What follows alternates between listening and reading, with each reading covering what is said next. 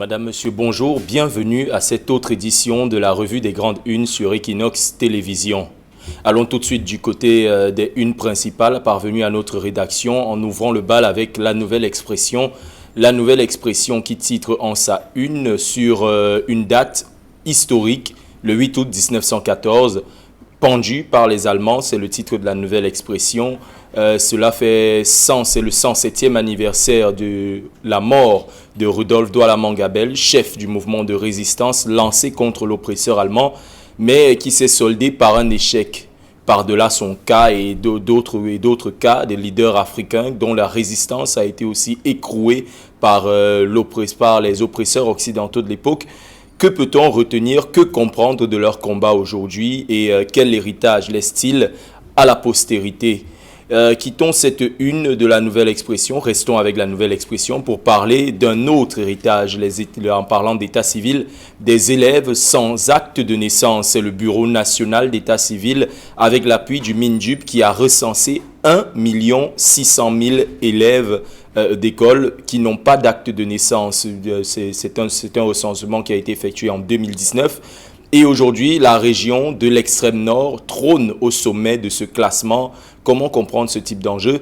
Allons cette fois du côté de la falaise de Ntchang, la falaise de Ntchang qui a été exorcisée, un rituel visant à conjurer le mauvais sort sur cet axe routier s'est tenu en présence des chefs traditionnels et des membres de sociétés secrètes. Est-ce qu'on peut attendre aujourd'hui un véritable exorcisme de la falaise de Ntchang, responsable de centaines de morts à nos jours?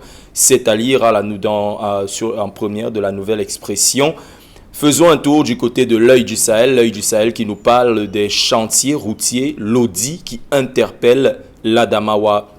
C'est un sondage c'est une enquête qui a été faite par l'œil du Sahel qui révèle que malgré les 10 milliards de francs CFA injectés dans la réfection et la rénovation des chantiers routiers de cette partie du pays, eh bien, les chantiers routiers en eux-mêmes ne sortent pas de terre. Comment expliquer que l'argent soit récolté, planté, mais que les routes aient encore du mal à pousser dans cette partie du pays? C'est ce que nous propose de comprendre aujourd'hui l'œil du Sahel. Après l'œil du Sahel, nous prenons le messager qui titre sur une autre forme d'héritage et parle de dépravation des mœurs. Sortir le Cameroun des ténèbres, c'est à la faveur d'une lettre apostolique qui a été écrite par l'archevêque métropolitain de Douala, Monseigneur Samuel Cléda, et qui appelle le gouvernement, les parents et bien sûr les jeunes premiers concernés par ce phénomène de dépravation des mœurs à adopter une attitude de conscience nationale, de conscience collective pour, comme il le dit, sortir le Cameroun des ténèbres. Et Mutation revient également sur ce titre, revient également sur cette lettre de Monseigneur Samuel Cléda, sortir le Cameroun des ténèbres aujourd'hui avec le phénomène des réseaux sociaux qui est le théâtre de nombreux actes de dépravation des mœurs. Monseigneur Samuel Cléda en appelle à une conscience collective. Et puis le Cameroun Tribune, dans la même lancée de cette conscience collective et cette dépravation des mœurs, le Cameroun Tribune titre en pied de une sur ce fait divers sanglant qui s'est déroulé le 5 août dernier dans la ville de Douala. C'est à Ndogbong, dans le 3e arrondissement. Un jeune homme, il égorge son père pour de l'argent. Comment en est-on arrivé à cet acte ignoble perpétré par un jeune homme de 26 ans sur son géniteur, ce parricide? C'est à lire en pied de une du journal Cameroun Tribune. Et puis, le jour du jour nous parle de deux localités coupées du reste du pays. C'est un titre de Le Jour, en pied de une du journal Le Jour. Deux localités, à savoir les localités de Ntongo et de Adidja, qui sont coupées du Cameroun, qui sont coupées du reste du pays. Notamment, ces localités sont situées dans l'Est Cameroun. Et depuis quelques temps, depuis plusieurs années déjà, 2 ans, ces localités ne communiquent plus avec le reste du pays, malgré le fait que les populations essayent de s'adapter tant bien que mal, puisque cet endroit est coupé en deux par le fleuve Congo. Et c'est avec ce titre du journal Le Jour que nous revenons sur ce plateau avec moi, deux experts, deux journalistes de haut vol pour comprendre les enjeux de ces unes qui sont parvenus à notre rédaction. Tout d'abord, Thierry Niopet. Thierry Niopet, bonjour. Bonjour, c'est un plaisir d'être là ce matin. Bonjour également à tous ceux qui nous suivent, comme tous les lundis matins. Justement, à côté de vous, Bernard Batama, bonjour. Bonjour Cédric, bonjour Thierry. Good morning Bamenda, good morning Bouya. Le plaisir est renouvelé de venir parler des choses de la cité. Justement, parler des choses de la cité. Parlons des choses de la cité et ouvrons le bal avec cet héritage historique. 8 août de 1914, c'est le titre de la nouvelle expression, pendu par les Allemands. C'est bien sûr le 107e anniversaire de la mort de Rudolf Douala Mangabel. Aujourd'hui, plus que jamais d'actualité. Je me tourne d'abord vers Thierry Niopet. Aujourd'hui, qu'est-ce qu'on peut retenir de l'héritage d'un nationaliste comme Rudolf Douala Mangabel? Non, il faut, au-delà de toute chose, comprendre que ce sont des figures emblématiques qui ont, d'une manière ou d'une autre, fait l'histoire du Cameroun. Vous rappelez effectivement que, condamné, il savait effectivement qu'il allait être pendu.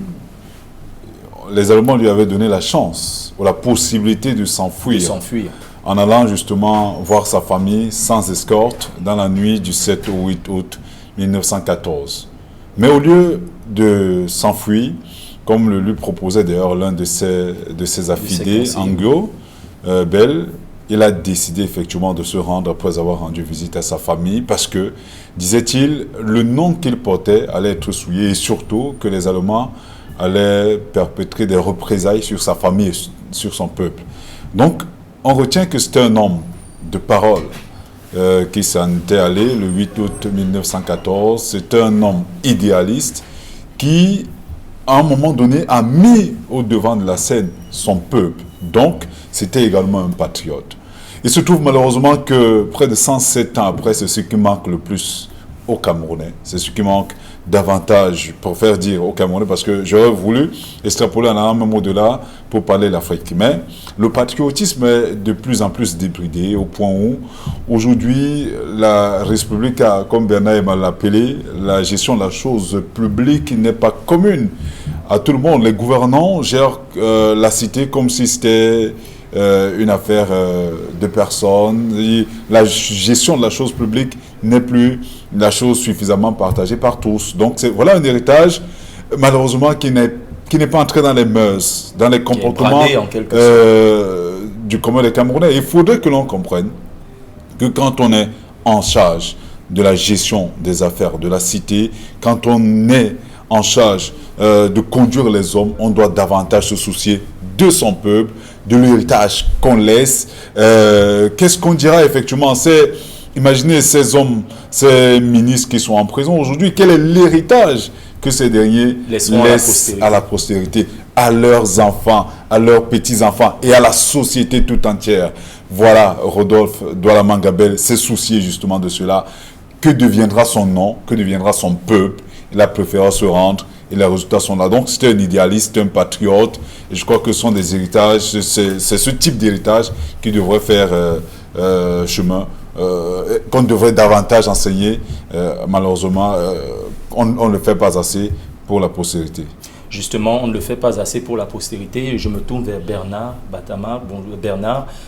Aujourd'hui, la nouvelle expression titre sur ce 107e anniversaire de la mort de Rudolf Douala Mangabel et nous renseigne que beaucoup d'autres mouvements nationalistes à travers l'Afrique comme cela ont connu des échecs cuisants, mentionnant le fait que c'était souvent le fait de nationaux même qui n'hésitaient pas à vendre leurs frères. Et aujourd'hui, est-ce que la question de la loyauté, est-ce que la question du nationalisme se pose encore avec autant d'acuité qu'il y a plus de 100 ans? Alors, il faut dire que 107 ans après, il reste encore d'actualité. Ça nous rappelle les unités de théâtre, unité de lieu, unité d'action et unité de temps. En un jour, en 3 endroits différents, 3 actes ont été posés. Le 8 août 1914, Martin Paul Samba était fusillé à Ebolova. Le 8 août 1814, Madola était fusillé à Kribi. Le 8 août 1814, Rudolf Douala Mangabel était fusillé à Douala. Voilà. Même action, 3 lieux différents. Ça, c'est des symboles. Et puis 107 ans, vous avez dit 107 ans après, il n'y a pas eu de ride. L'histoire n'a pas eu de ride quand il faut parler de ces combattants. C'était des résistants à la colonisation allemande. Il vous souvient que Martin-Paul Samba a refusé de se faire bander les yeux. Oui. Il est mort en regardant son bourreau. Et il a pris soin de revêtir des gants blancs. Et lorsqu'il allait vers la guillotine, Rudolf Douala Mangabel criait Jameadatena Okwedi, c'est-à-dire la foi jusqu'à la mort. Voilà des exemples. Voilà les prémices de la résistance. Voilà les prémices du nationalisme qu'ils ont posé en leur temps. Il vous souvient, il y a 107 ans. Mais on ne peut pas dire que le nationalisme s'est effrité. Parce qu'après les indépendances, il y en a qui ont pris la relève. Des hommes comme Niobé. Et ses amis ont pris la relève pour imprimer au Cameroun un autre nationalisme. Eux aussi, ils sont passés par la guillotine des nationalistes.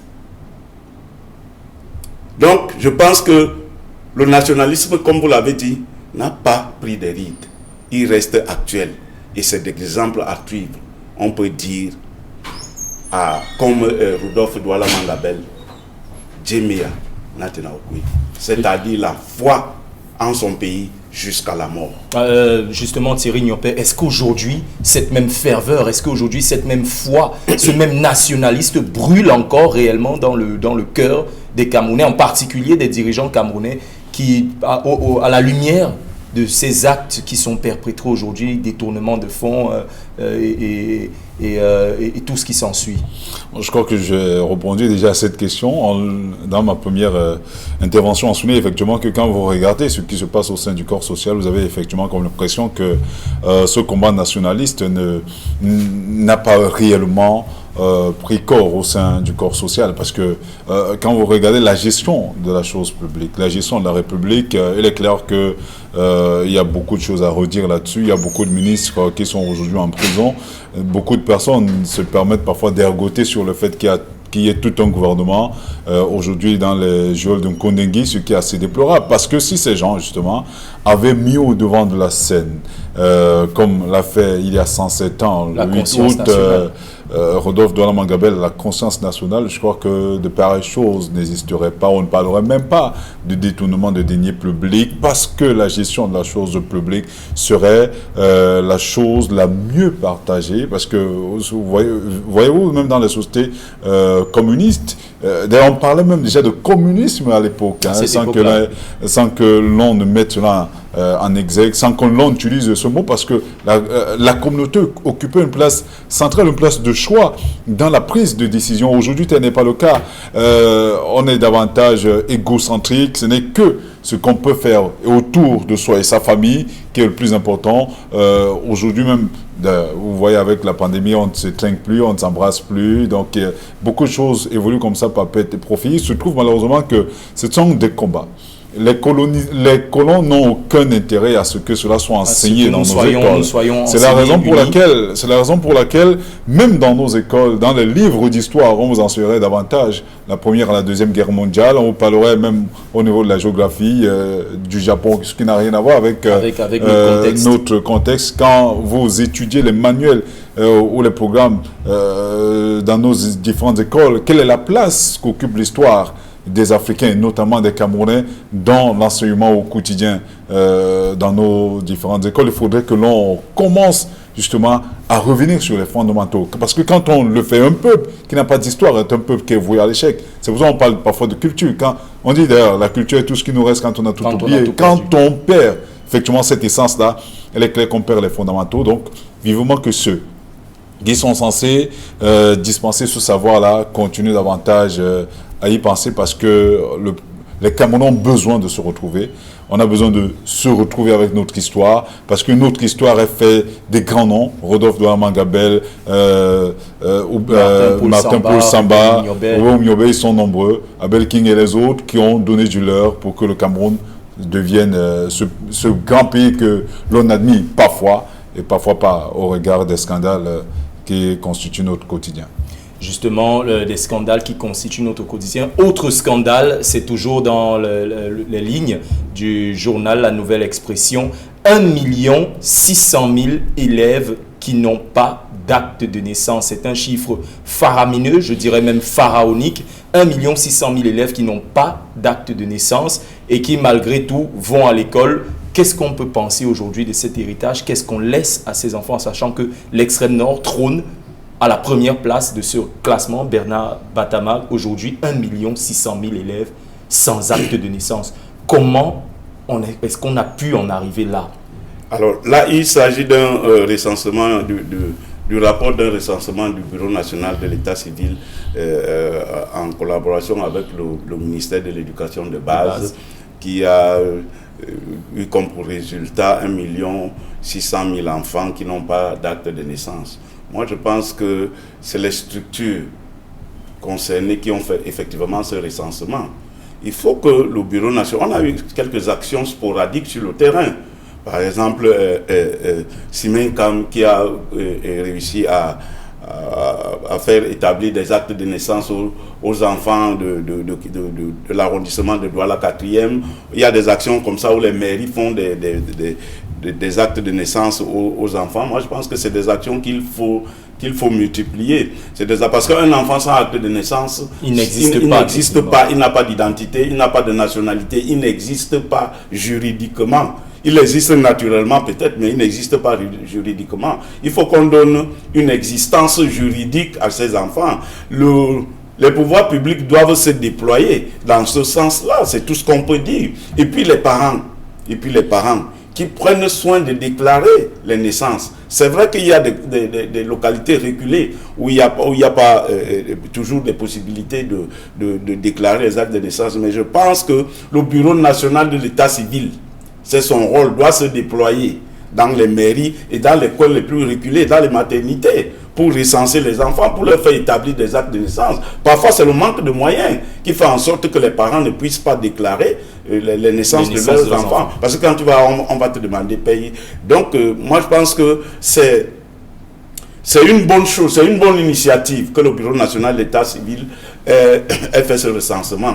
Bon, une chose, c'est d'avoir fait le recensement, mais l'autre chose, c'est d'apporter une solution. C'est de remédier à la situation. Voilà, apporter une solution. Il ne suffira tout simplement pas de mettre le rapport, dire que 1 600 000 enfants n'ont pas d'acte de naissance et on croise les bras. Non. Il faut qu'on dise que 1 600 000 enfants n'ont pas d'acte de naissance et qu'on leur fasse établir des actes de naissance suivant les réglementations en vigueur. Moi, je pense que c'est le moins ce qu'on puisse dire. Et maintenant, si je revenais un peu sur la résistance pendant 2 minutes, il faut dire que vous avez parlé des indépendances. Et parmi les hommes politiques, il y a 2 catégories. Les lutteurs, ceux qui ont lutté contre l'invasion du colon pendant la colonisation, les Douala Mangabel, les Rudolph, les Ngosodine et autres, et les profiteurs, ceux qui, après les indépendances, ont pris les rênes du pouvoir. Ceux-là, c'est des profiteurs. Ceux-là qui sont devenus des nouveaux colons. Et qui ont tout simplement dit aux colons, lève-toi et je m'assois.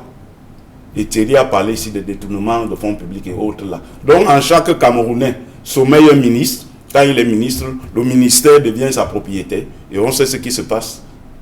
Il y a presque tout un gouvernement à la prison de Nebel. Nous pensons que le patriotisme doit revenir sur la table au Cameroun. Parce qu'il ne suffit pas de dire que je suis patriote parce que j'ai voté.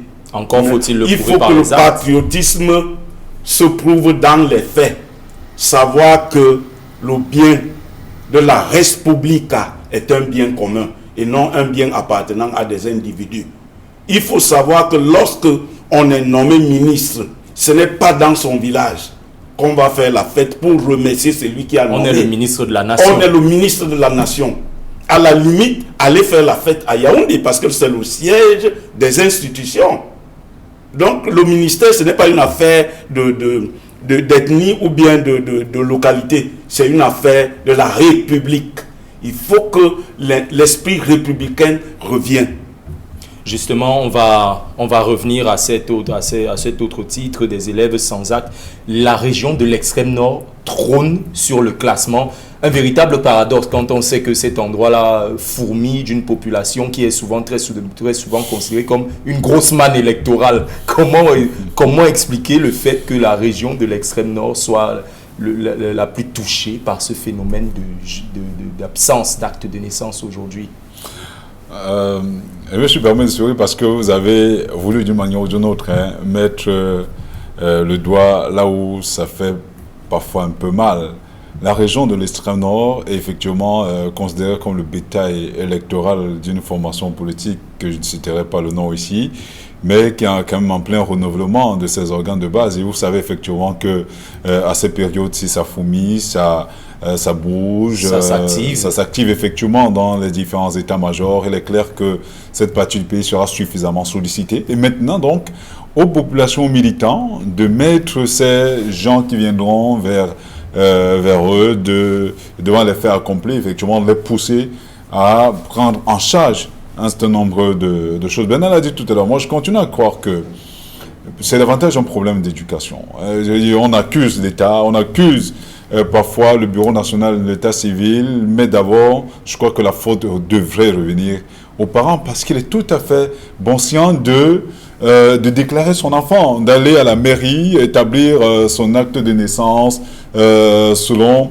ce que la loi a prévu, en fonction effectivement des durées. Il se trouve malheureusement que quand on est dans certaines localités, l'état civil, le gouvernement fait ce qu'il peut et on peut peut-être dire qu'il ne fait pas assez, mais je crois qu'aujourd'hui il y a des centres spécialisés d'état civil qui ont été créés dans les zones les plus reculées pour rapprocher justement le service d'état civil des populations. Et il se trouve que les populations, malheureusement, on ne sait pas si c'est un problème d'éducation ou c'est un problème de culture, surtout dans ces différentes localités-là, notamment l'extrême nord, où qui caracole en première position.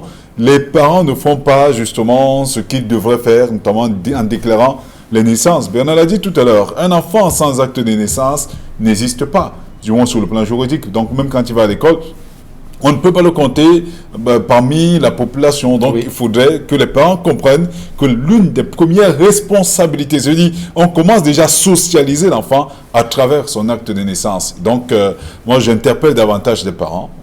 S'il y a un travail d'éducation à faire, je crois qu'on devrait commencer par sensibiliser les parents qui devront automatiquement le faire une fois que l'enfant naît. Il y a, je crois, en moins de mois, on peut faire les formalités et les remplir sans aucun problème. Cela ne coûte pas, Bernard, cela ne coûte pas les yeux de la tête. Donc, vous êtes parents, vous savez ce que ça devrait coûter. Et on peut peut-être dénoncer quelques petits goulots d'étranglement, mais je crois que de plus en plus, ces goulots d'étranglement au niveau des mairies, des centres d'état civil ne s'opposent plus véritablement. Donc, que les parents aillent vers les officiers d'état civil, faire établir les actes de naissance des enfants. Maintenant que le constat est là, que le Bureau national de l'état civil aille vers ces localités-là. Je crois que cela avait d'ailleurs été fait il y a quelques temps, qu'il continue justement de travailler d'arrache-pied à ce niveau pour essayer un peu de réduire ce gap.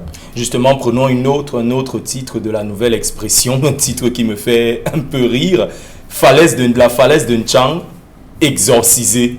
La falaise de N'Chang exorcisée. Je rappelle les faits, des accidents de la route ont été enregistrés dans cette partie du pays, sur cet axe routier-là, tout au long des années passées. Des centaines de morts ont été enregistrés sur cet axe. Et aujourd'hui, un exorcisme à ciel ouvert avec des chefs traditionnels et des membres de sociétés secrètes ont eu lieu là-bas. Bernard Batama, est-ce que ce sera suffisant pour conjurer le sort? Oui, vous savez, on revient chez les Bantous, chez les Africains. Vous savez qu'on ne meurt jamais pour rien en Afrique. Les accidents à répétition font penser à des raisons métaphysiques. Bon, et puis c'est de bon ton que les chefs traditionnels, qui sont les garants d'une tradition, les garants d'un certain des us et coutumes, aillent de ce côté-là pour exorciser, parce que le mal peut venir aussi. Pourquoi? Il ne faut pas l'exclure. Mais il serait plus judicieux que, au-delà d'être exorcisé, il faut que la falaise soit aussi viabilisée. Il faut qu'on joigne nos physiques au métaphysique pour apporter une solution à ce problème d'accident. Au-delà de l'exorcisme, la falaise de Tchad n'est pas viabilisée. Est-ce que les conditions de circulation normale sont réunies? Il faut que ça aussi, ça s'ajoute. Il faut aussi que l'humain, qui est à 70% à l'origine de ces accidents, soit aussi conscientisé. Il faut que les passagers soient conscientisés. C'est tout un arsenal qu'il faut déployer pour lutter contre les accidents, non seulement dans la falaise de Tchad, mais aussi partout dans le triangle de la mort et autres. On a enregistré la fois dernière, dans la région du centre, 40 morts en 2 jours. Ce n'est pas seulement Tchad, c'est partout ailleurs qu'il faut déployer un arsenal pour lutter contre les accidents de la route. Oui, justement, Thierry Niopé, est-ce qu'avec cet acte-là, on ne va pas se retrouver en train d'exorciser toutes les routes du Cameroun quand on sait que la plupart sont accidentogènes et fortement meurtrières ici au pays? Bernard est revenu sur un détail assez important. Nous sommes des Bantous. Il est clair que peut-être ces garants de la tradition ont regardé dans leur boule de cristal, ont vu peut-être qu'il y a quelques forces mystiques autour de la falaise qui parfois entraînent les véhicules vers le bas afin de les amener à se renverser. On ne sait pas grand-chose, je ne suis pas métaphysicien. Toujours est-il que je commence. Je sais qu'il y a davantage des causes humaines. Il y a un artiste camerounais, Black Rodier, je crois, qui a chanté La route ne tue pas, mais c'est nous qui tuons. Nous, à travers nos comportements, il y a une vidéo qui est devenue virale sur la toile ces derniers jours. Vous voyez un conducteur de gros porteur, la main, en fait, de pied posé sur le rebord du véhicule, un téléphone à main en train de conduire. Et à l'intérieur, vous voyez effectivement qu'il y a plein de personnes, des adultes, qui vivent cette situation de manière impassible sans que cela leur dise grand mot, parce qu'ils n'interviennent même pas pour interpeller le conducteur en question. Donc pour moi, c'est une affaire de responsabilité de tous et de chacun. Parce que si, je crois, j'avais été dans ce bus-là, je doute fort que ce conducteur se serait comporté de la sorte, parce que ce n'est pas possible que vous conduisez des vies humaines, que vous avez en charge des vies humaines, vous prenez votre pied, vous posez sur le bord du véhicule, l'autre main au téléphone, vous conduisez d'une main tantôt, vous êtes en train de manipuler votre téléphone, vous avez à peine le temps de regarder la route, parce que je vous rappelle que l'accident, c'est une affaire de secondes. Vous pouvez tomber dans un trou sans vous en rendre compte, parce que vous n'avez pas eu le temps d'anticiper sur le trou. En réalité, il y a davantage pour moi des causes humaines. Et maintenant, les causes dues, par exemple, aux infrastructures. Et là, à ce niveau, le gouvernement est fortement interpellé également, parce que quand vous faites parfois l'axe Douala-Bafoussam, vous vous rendrez compte qu'effectivement, au niveau de Konsamba, avant Konsamba, Banga et tout cela, il y a beaucoup de nids de poules. Vous avez souligné tout à l'heure, vous parlez de nids de dragons, mais je continue à croire qu'on devrait davantage, le ministère des Travaux publics devrait davantage travailler là-dessus. Le ministère des Transports, quant à lui, vous le savez, vient de mettre également sur pied un dispositif de traque de ces véhicules au-delà de ces agents de prévention routière qui ne font véritablement pas leur travail, parce que s'ils le faisaient, je crois qu'il y a des accidents qu'on aurait évités. Les contrôles techniques ne sont pas également systématiques. Les personnes également qui prennent la route en sachant que leurs véhicules ne répondent pas aux normes, mais ça aide quand même à le faire. Donc il y a davantage un problème de responsabilité, un problème... En fait, c'est une affaire. Hein. Les accidents de la route, je l'ai toujours dit, hein, c'est une affaire de tous et de chacun. Nous devons tous nous impliquer pour éviter ce que nous observons ces derniers jours. 40 morts en 48 heures du côté de la région du centre, c'est assez déplorable. C'est le cœur sain quand on voit des images des nourrissons, je dirais, le crâne sur l'asphalte, totalement ouvert avec du sang qui dégouline. Vous vous rendrez compte, quand vous voyez ce type d'image, vous dites une fois de plus, la bêtise humaine a encore Oui, donc c'est assez pathétique quand même. Justement, on va aller du côté de l'œil du Sahel. S'il est vrai que certains axes routiers sont à entretenir, d'autres sont tout simplement à faire avec ce titre de l'œil du Sahel qui renvoie au chantier routier Lodi qui interpelle l'Adamawa. 10 milliards de francs CFA investis sur les axes routiers de l'Adamawa, mais jusqu'ici, aucune route qui sorte de terre. Bernard Batama, comment comprendre qu'aujourd'hui on en arrive là, 10 milliards et toujours pas de route? Oui, mais comme on est arrivé dans d'autres projets routiers, nous pensons que c'est une information qu'on a donnée, c'est une information qu'un journal donne. Nous ne sommes pas rentrés dans l'article pour avoir les contours de cet article, mais il faut le dire pour déplorer qu'on ne peut pas dépenser 10 milliards et que ça aille par perte et profit. Il faut vivement que les rédactions rentrent dans cet autre dossier pour nous retirer les informations et qu'on les mette sur la place publique et que les responsabilités soient établies. C'est ce que moi je dis tous les jours lorsqu'on parle de l'argent. Vous savez, chaque fois qu'on parle de l'argent, ça soulève des passions. Ça soulève des passions. Et lorsque une situation, un problème est mis sur la place publique, sur un plateau de télévision comme c'est le cas aujourd'hui, nous avons le droit, nous, les journalistes, nous, les gardiens de la morale collective et la conscience collective, de suivre parce que le peuple prend acte et ils attendent qu'on aille au fond pour dénoncer des éventuels détournements de fonds. Justement, un mot sur ce titre de l'œil du Sahel. Oui, mais c'est la raison pour laquelle l'œil du Sahel a demandé un audit. Bernard, il ne s'agit pas seulement de l'Adamawa, je dis c'est le cas pour toutes les routes du Cameroun. Il y a également un autre problème du côté de Berthois. Vivement que les responsabilités soient établies. Je crois même le ministère public, Bernard, le procureur de la République a la possibilité d'initier des enquêtes. Donc ça se passe ailleurs. Pourquoi pas au Cameroun? Il faudrait donc que tout le monde prenne ses responsabilités. On ne peut pas comprendre comment l'agent, on parlait tout à l'heure de la notion de patriotisme, la gestion de la chose publique, tel n'est pas le cas. Ce n'est pas la chose la mieux partagée au Cameroun. C'est bien déplorable. Il faudrait que cela cesse parce qu'on ne peut pas continuer comme cela. On ne peut pas développer un pays avec autant de détournements de deniers publics. Quand on parle de 10 milliards, ces 10 milliards sont partis où? Vous vous rendez compte que même pas la moitié est allée dans la construction de ces infrastructures routières-là. Mais c'est allé dans les poches des gens pour faire quoi? Pour boire du champagne et tout ça. Le Cameroun est l'un des plus grands importateurs de champagne au Cameroun, alors que si vous allez au port là, il n'y a même pas un conteneur qui est détourné par an. Mais pourtant, on boit du champagne à un rythme et justement, c'est pas n'importe lequel. C'est pour vous dire que cet argent va où? Va justement chez ces gens-là. Et ce n'est pas le commun des Camerounais qui se permet justement de faire cela. Il faudrait donc que ces hauts responsables là prennent des dispositions qu'ils imposent. Malheureusement, les complicités sont tellement grandes que même au niveau du ministère public, vous l'avez dit tout à l'heure, même le procureur est englué dans cette mafia. Tout le monde est englué dans cette mafia au niveau du sommet. C'est assez pitoyable quand même. Justement, c'est assez pitoyable et c'est avec ce titre de l'œil du Sahel concernant les axes routiers à l'échelle nationale, l'échelle de l'Adamawa également, que nous refermons cette édition de la revue des Grandes Unes pour le lundi 9 août 2021. Nous vous donnons rendez-vous demain à la même heure. En attendant, restez fidèles au programme d'Equinox Télévision qui se poursuit. Merci Merci Thierry Niopet. C'est un plaisir. Merci Bernard Batana d'avoir été des nôtres. Quant à nous, on met la clé sur le paillasson. Les programmes se poursuivent sur Equinox Télévision. Tout de suite après, 10-12 Zénith, emmené par Michel Gachou et toute son équipe.